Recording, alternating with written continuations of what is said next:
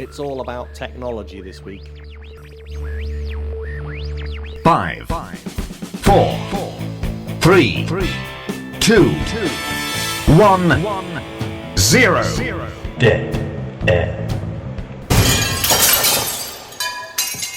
Hello everyone and welcome to the Dead Air Podcast. I'm Nick. And I'm not virtual. And that is Rob, who is very much real. Now, in the last few episodes of the podcast, we have veered off the technology track a little bit. Yeah, well, we're going to get back on track this week with loads of technology. Can I do a bit of housekeeping before we go? Go, sure, no problem. You know Kev Orkian, the Yeah. comedian stroke pianist? Yep. He's just launched his new website, kevlive.com. Kevlive.com. Yeah, he's doing loads of touring and whatever, so check that out. Okay, cool. Well, speaking of websites, I'd like to mention that pauldanielslive.co.uk has been updated. Yep. With all of Paul's tour dates. And the tour is starting on... This week? This week. 6th. 6th. So we want to wish Paul and Debbie good luck with the show. And can I also take this opportunity to thank them again for their hospitality last week? Yeah, go on then. Okay. Thanks, guys. We loved staying with you. And we're looking forward to seeing you in Rill. Are you looking forward to it, Rob? You don't look very excited. Well, how would you like me to be I don't excited? know. I don't know what someone looks like when they're excited, but not like that. Okay, I'll try harder. Hang on a minute. You just look lost. Yippee! You're getting there. Well, maybe you'll get more excited nearer the time. Sitting in my room with my headphones on, I listen to Nick and Rob and my troubles are gone. I hear Dead Air, the Dead Air Podcast Show. 3D printing again. Yeah, we were the first people to talk about 3D printing. Yep, but this is a new twist. 3D printing in colour. You can already do that. Oh, okay. They've the guys at MakerBot. Oh, yes. Who make the 3D printers. Yeah. There are other 3D printers available. Yeah, but they're not as good. No. Well, I don't know. There may be. They've made a digitizer where you can put your object on it and it will shine lasers at it. You are having a laugh. No. It's a scanner then. It's a scanner. It's a 3D scanner. They call it a digitizer. So are we one step closer to having a 3D photocopier now? Yes. Because you can get scanners now, can't you, that have got printers? Yep. So could they make a 3D printer with a scanner on the top? That's how this is going to work. You put your thing on the top. What can you scan? Simple objects. Okay, like Star what? Wars toys. Oh, right. Wow. That's quite I'm good. just waiting for the Star Wars toy. I'm going to get one of these just so I can make loads of Star Wars toys. Well, yeah, but if you could make lots of stormtroopers... We need loads of stormtroopers to act out all the battles, wouldn't you? How big an object can you put on this? Could you put, say, a frying pan on it? Maybe. Okay, what about a cup? A cup, definitely. Okay, cool. So you could potentially make loads of cups. Yes. And how much does this scanner cost? It's £900. Right, yeah. Suddenly it's not as a... Yeah, but this is first generation. Yeah, I suppose they'll get cheaper. It will get cheaper as it goes to the mass. Do you think that we're getting close to the point then where you will literally be able to take any object and put it on a scanner and just have a perfect copy made? Well, you can't, really. No, but you couldn't when they first start. I mean, I remember printers when they first came out. Yeah. They were just dot matrix printers and they printed these black and white, very bad printing. And they made horrible noises like... Exactly. And now you have colour laser printers that you can put something on and it comes out perfectly. Yeah, they make sort of like a... Yeah. Are we having sound effects this week, are we? Yeah, I thought we'd improve the podcast by having sound. But what I'm asking you is it possible that the 3D printing scanning is going to develop in the same way? So in 20 years' time, you'll just be able to put an apple on something and then it'll just make a perfect copy of an apple? In theory, yes. That's amazing. It's a bit like Star Trek. Yeah, but I just thought of something. Go on. I can't do a sound effect of a laser. Lasers are silent. Well, in films they go doo-doo. Dead Air Podcast. Listen to Nick and Rob on Dead Air Podcast.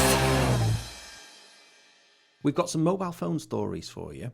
Ooh, can't have a podcast without mobile phone stories. 3 big stories this week. The first huge story is that Microsoft have bought Nokia. Are they changing the name? No, but I think this is probably the end of the road for Nokia now. Well, it will be. Because Microsoft have bought them. Microsoft are terrible at making stuff. other than Windows XP. Mice, keyboards, Yeah, they make webcams, good. They do make good joysticks, Yeah, all right, okay, they do make some good stuff. joypads.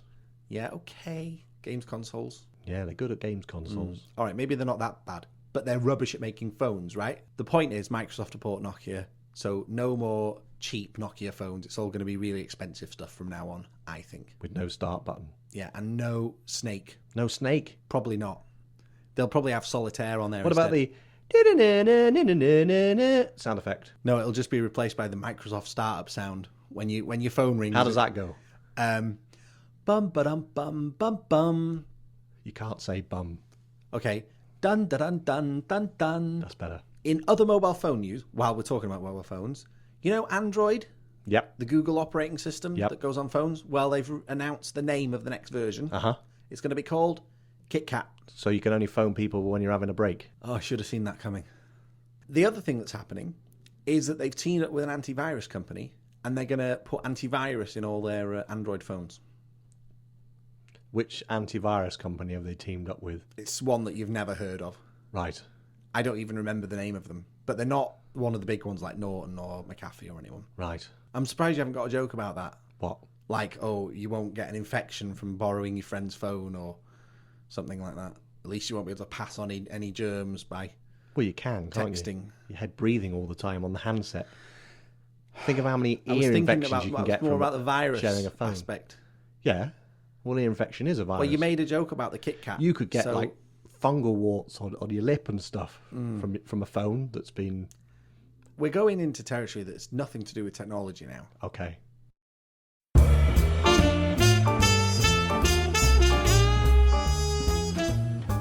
You don't have to be posh to listen to the Dead Air podcast. You don't need 4 years, no claims either. That was a good jingle. I like that one. Have you heard about the Oculus Rift? Oculus Rift. It sounds like something that was in an episode of Star Trek. No, it's not that. It's basically two TVs bolted to your eyeballs with a Surely that would get gyroscope. very heavy. It is very heavy. You have to 'Cause strap it to your head. A typical telly is like at least 10 kilograms. Well, they're only about 7 inches in size. Oh, right. I was thinking of the telly in my living room. So we've got full stereoscopic 3D bolted to your head Right. as a pair of glasses now. So you're all you're seeing is just what's on the screen, no surround. Okay. 110 degrees of line of sight. Okay. When you move your head, because it's got a gyroscope in it, it moves. Is this the one with the woman on YouTube who wears one and they make her go on a roller coaster or something? That's the one, the roller coaster that actually makes you fall over or be sick. Oh, we need to put a link to that on our page. So that's coming out very, very soon, about 300 quid. Are we going to get one and have a play with it? I've been trying to get one, but there's a big queue. So it's going to be a big thing. It might not, it might take off initially, and then I think people are just going to be being sick everywhere. So virtual reality is making a comeback. Well, on that note, I want to tell you about the virtual receptionist. The virtual receptionist. Yeah, she's called Shanice. Right. She's a young woman who's projected as a hologram to visitors to this Northwest London council offices. Can I ask you about the hologram bit? Yeah, what do you want to know? Is it a piece of glass with a projector shining against it, or is it two projectors where the Are you suggesting that all they've done is put a pane of glass and a projector behind it? That's what they do these days. No, it's probably, probably not that. It's a proper hologram. Probably a proper hologram. Because usually when these pop groups and stuff have these holograms, it's just a sheet of glass. Are you honestly saying that the council would spend £12,000 on some perspex and a projector? Yes. Well, let me tell you more about what Shanice does. Okay. Okay, because this is amazing. This is going to revolutionise the way you think about. Can you ask her out on a date? I don't think she responds to questions. You know, She's not very virtual then, is she? do you remember that film? What's it called? I, Robot. Yeah. He goes to the crime scene and the doctor's there. Yeah. And he asks the doctor something. There's also a scene in The Time Machine, the modern version, where they've got one of these in the library. Yes, you're right. But the one in the Time Machine's a bit more advanced, I think. Yeah, that doesn't use a sheet of perspex. That uses. That's a proper hologram. Well, that basically uses projectors bouncing off each other. The classic one is the one in Star Wars, which isn't interactive at all. It's just a recorded message. Oh, they're interactive now in Clone Wars. Yeah, but the one of Princess Leia where she's put in. Oh no, that's not interactive. Right. Okay. Well, the one in iRobot, he can ask it questions, but the doctor says, "Oh, I can only answer certain kinds of questions," or something like that. Okay. Well, this one you can't ask it anything. What it does is it tells you where to go for It registration. tells you where to go. It tells you where to go for registering births and deaths, Okay. marriages, Yeah. and she does have a limited number of questions she can answer. Right. So think about this in a bit like, you know, So when you can go, where can I go and get a register for a marriage? And do you think I'm marrying the right person? Yeah, and she'll say, marriage forms are over there, that's all I can tell you, or something like that. Right. Or you can say, where are the toilets? And she'll tell you where they are. Okay. But if But you maybe say, people will be I've thinking- got a rash on my bum, Yeah. she won't ask you to show it to her or anything, because her responses are limited. Right. Now, the funny thing is, we've actually got this system in our local town council. How much did we pay for it? Ooh, I think it was about 80 quid. 8 blimey. Yeah, it tells you the same information that the virtual one does. It tells you where to go for marriages and deaths and births. Yep. It tells you where the toilets are. Mm-hmm. It tells you where the offices are. We call it a sign. Right. And can you ask this sign about... You can ask the sign anything, and its responses are limited. So it's exactly the same as this virtual system. And we've got that for 80 quid. Yeah, and we've had it for probably the last 20 years. So these guys in London really don't know what they're doing. We want to thank you for listening to us. And we're glad you like the Dead Air Podcast Show. Can I talk about... how can I put this? Adult content. Oh, God, yes. What do you want to talk about? Well, 300,000 searches have been made. Right. And, you know, I just wanted to talk about it. It wasn't me. No. I don't know what you're talking about. No, the Houses of Parliament. Oh, yes, of course. You know, the Houses of Parliament, yeah. Yeah, so 300,000 attempts to look at Adult content. dodgy stuff on the internet. So do you think the Prime Minister has been going to dodgy websites? They've recently announced that they're going to ban adult content, aren't they? Well, maybe they're getting in while they can. You mean news spread around the Houses of Parliament that the law was coming in? The law's coming in. And everyone was like, quick, download as much as you can. What's Parliament's response been? Probably spyware, something like that. So they're just all saying it wasn't them. It wasn't me, no.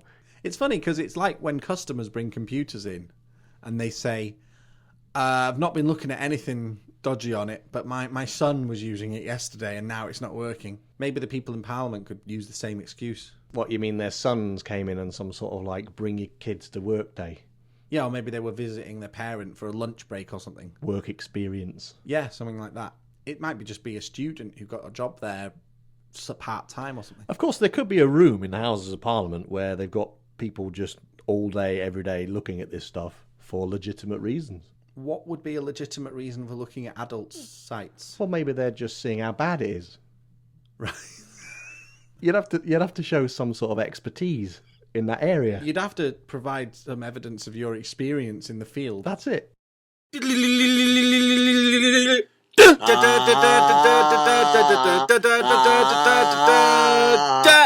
Percy Jackson, Sea of Monsters. Right. Sounds like kind of a Disney. Is it Disney? Something to do with them? I don't think it's Disney, but it's Live action or animated? a live-action kids film, Okay. family-friendly film. Sort PG. of like a Goonies type thing? Or No, it's sort of like Pirates of the Caribbean? Pirates of the Caribbean for kids. Okay. Gotcha. Actually, no, more Clash of the Titans for kids. Clash of the Titans? Okay. Lots of Greek gods and things in it. Monsters and things like that. Yeah, well, it's called the Sea of Monsters. So I'd imagine it's got a lot of monsters in it. Well, it's got one sea monster in it. Okay. Is it scary? Not really. Okay. Marks out of 5? 2.5 stars. Ooh, that doesn't sound I saw the 2D version of this, actually. I should have seen, I normally try and see the 3D surprised films. at you. I know. You do usually watch 3D films. I just had this, this feeling that this film wasn't going to be that good, so I didn't really want to spend Was the it a real extra. 3D or a fake 3D? Apparently real. Okay. I went to see Kick-Ass 2, Uh-huh. which I didn't really think was that good. It was a bit silly, a bit over the top, and I would say only really worth going to see if you're a big fan of the first one. Kick-Ass. Yeah. But if you are a fan of the first one, you would definitely like it. But for non-fans, I'd say it's a no-go. So Kick-Ass 1 is better than Kick-Ass 2. Yeah. Kick-Ass 1 is more... See, I made him say Kick-Ass 1. Shut up. There's no such film as Kick-Ass 1. We're not going to go down that route. The original film is more believable, I think. Even though it is fantastic and it's about superheroes, it's kind of like it could be true. You can just about stretch the realms of possibility far enough to think, yeah, this could really happen. Okay. But the sequel is just completely ludicrous. Remind me how many stars you gave it again? 3 stars. 3 stars. Speaking of superheroes, isn't there some Superman news? Big news. Superman sequel has been confirmed with Ben Affleck set to play Batman. Hey, hang on. Superman news has been confirmed. Superman sequel. Yeah. Do you remember the Man of Steel film? Yes. What's Batman got to do with it? Well, he's going to be in the sequel. It's going to be a follow-up to the Man of Steel, Right. but Batman's going to be in the film as well. I mean, you know, isn't it enough that he's got his own movies? I think that this is a move by the studios to just try and cash in on the popularity of Batman, because Superman's not really as popular as Batman. Right. Everybody loves Batman. So it's kind of like the Deadhead podcast with Nick Lee, and then they're going to get Robin to try and, you know, get it What better. are you saying? That you're Batman? Yeah, I'm Batman. Batman? Batman.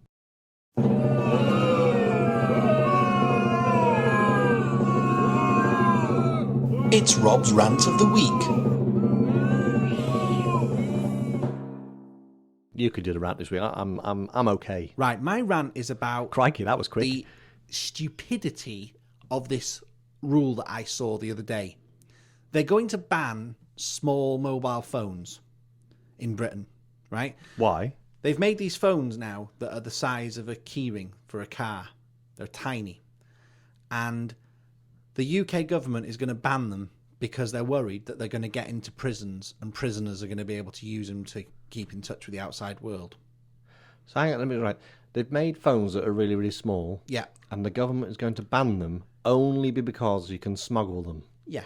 Now, what world do we live in where you might be able to smuggle something into a prison, so instead of making the prisons more secure, you just ban the object? Especially mobile phones. That is the dumbest idea ever for 3 reasons. Go on then. Number 1, Yeah. if you are so inclined, all you got to do is get one of these phones from abroad and then take it and smuggle it into the prison. Couldn't you just send it in the post? Exactly. There's a myriad of ways to do it. So it renders the ban redundant, useless, what was the second point? ineffective. The second point is, even if these phones didn't exist, which they haven't done for the last 20 years, people have still been smuggling mobile phones into prisons. Of course. They've been doing it for years. So to ban mobile phones that are small on the grounds that, well, you know, they're small, so people... Just make it harder to get stuff into the prisons. And the third point? This is the beginning of a slippery slope. Because if you're going to ban little mobile phones on the grounds that someone might smuggle them into a prison, why don't you just ban everything that someone might smuggle into a prison? I mean, if that's the logic for banning it, ban cigarettes. Someone might smuggle them into a prison. They should ban soap in prisons. They should ban anything that you can smuggle into a prison. Or, here's an idea, make it harder to smuggle stuff into prisons. Why is it so easy to get stuff in there anyway? You know, there's people in prison doing drugs. How the hell are they getting the drugs into the prison? I mean, what is going on in a world where these people are locked up? They're not supposed to have any cool stuff because they've done a crime, and they're still getting weed and stuff.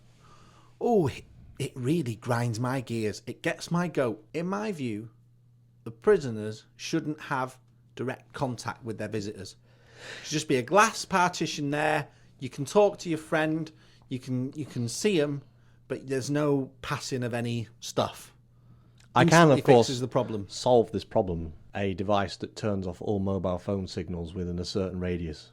Like a frequency jammer. Yes. So they could install these in prisons and then no mobile phones would work. In France, they install these devices in libraries. To stop people using their phones? Yeah. Why don't they just do that in the prison? Because we have a stupid government. Then, when you smuggle your phone into the prison, you won't get a signal, and it'll be completely pointless. They need these devices to be allowed for certain distances, obviously. Even employers could put it in their place of work to stop people using their mobile phones while they're supposed to be working. And that is why it's completely stupid to ban little mobile phones. The thing that gets me is, the reason why they're using mobile phones is because they're phoning their contacts in the outside world, arranging deals and all Well, sorts. if TV has taught me anything, it's that prisoners who are on the inside still run criminal organisations. Of course, that's the reason.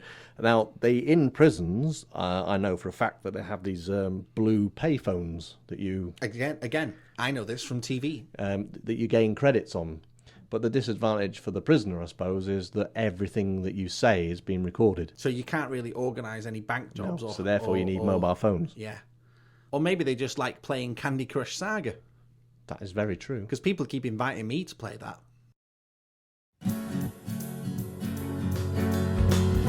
You're listening to the Dead Air Podcast with Nick and Rob.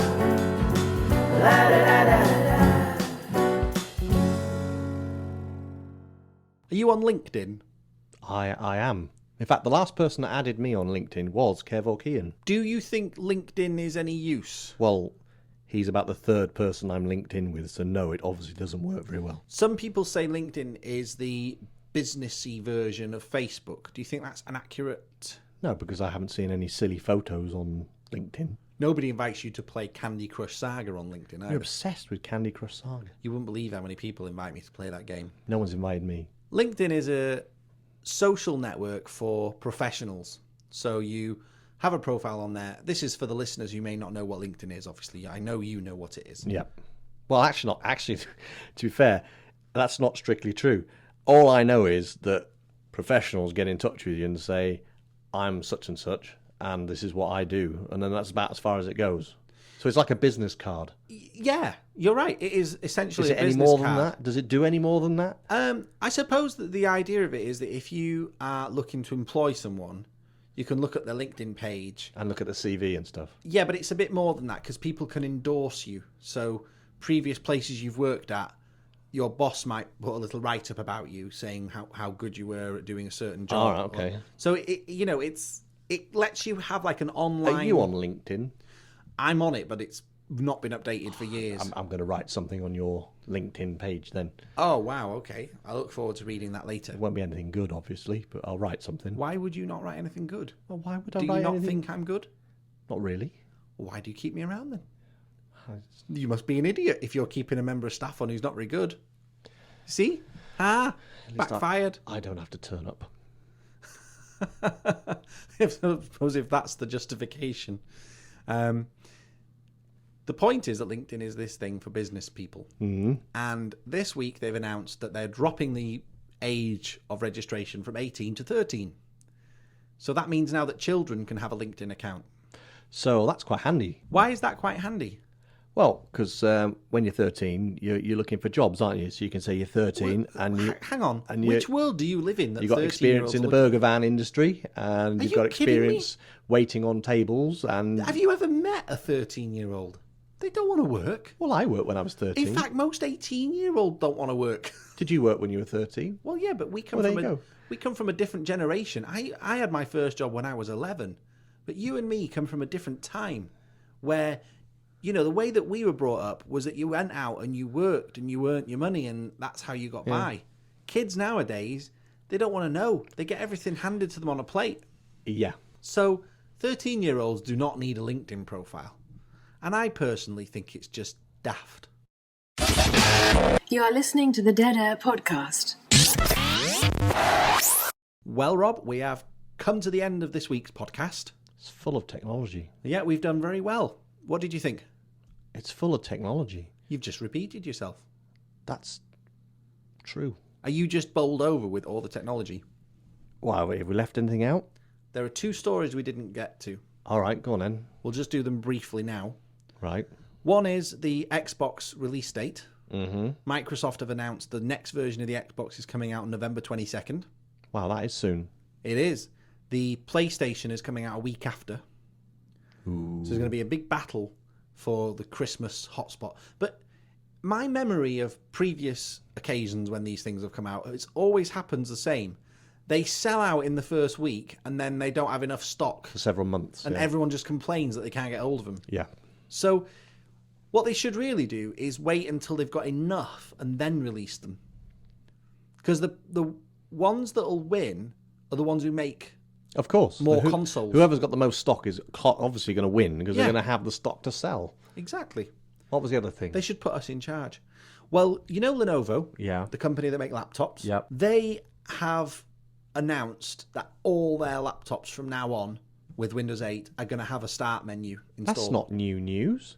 We've been doing that for months with Lenovo laptops. Well, we've been doing it, but now they're doing it themselves. Oh, you mean in the factory? They're going to do it at the factory. So when you buy a Lenovo laptop, it's going to have a start menu. Now, I'm going to make a little prediction here, and I think that other laptop manufacturers and computer manufacturers are going to follow this idea, and they're going to start including their own start menu, and it's going to get so bad that the next Microsoft update will just put the start menu back because they'll be so embarrassed that all these companies are just putting Well, they're start putting the start button back, aren't they? Yeah, but it's not the menu, is it? No, the menu is the thing we're missing. Windows 8 has no start menu. It has no My Computer icon. You can't get into the control panel. You can't open My Documents very easily. And it's just not very intuitive. No. And, they need to sort it out, really. But they have sacked the guy that's running the company. Well, yeah. Officially, he's stepping down, but it does look as though he has been sacked. And the rumour going round is the guy who is responsible for the Nokia buyout is actually going to be the next CEO. Ooh. So, What does that mean then? well, who knows? Does that mean we're going to have Snakes as a game on Windows? This all could have been being orchestrated for months in advance. We don't know, do we? Maybe Bill Gates has been behind the scenes pulling some strings. Who knows? But the next year is going to be a very interesting one. And we at the Dead Air Podcast will keep you up to date. Well, we'll try anyway. Thanks for listening, everyone. And we're going to wrap it up now, and we'll see you next week. Bye-bye.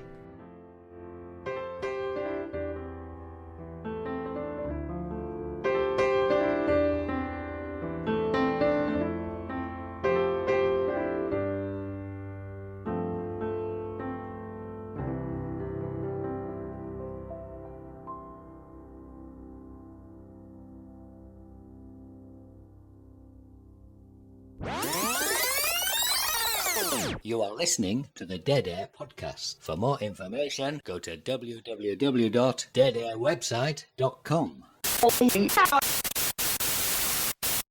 What's Forrest Gump's password? Oh, I don't know. I haven't tried hacking it. Probably chocolates. One, Forrest, one. Fancy an evening of magical family entertainment? Why not go and see Paul Daniels' first UK farewell tour, a completely new comedy magic act that will leave you completely baffled and amazed. Visit www.pauldaniels.co.uk for ticket and venue information. Book now and see the world-famous Paul Daniels and Debbie McGee at their best. Now that's magic.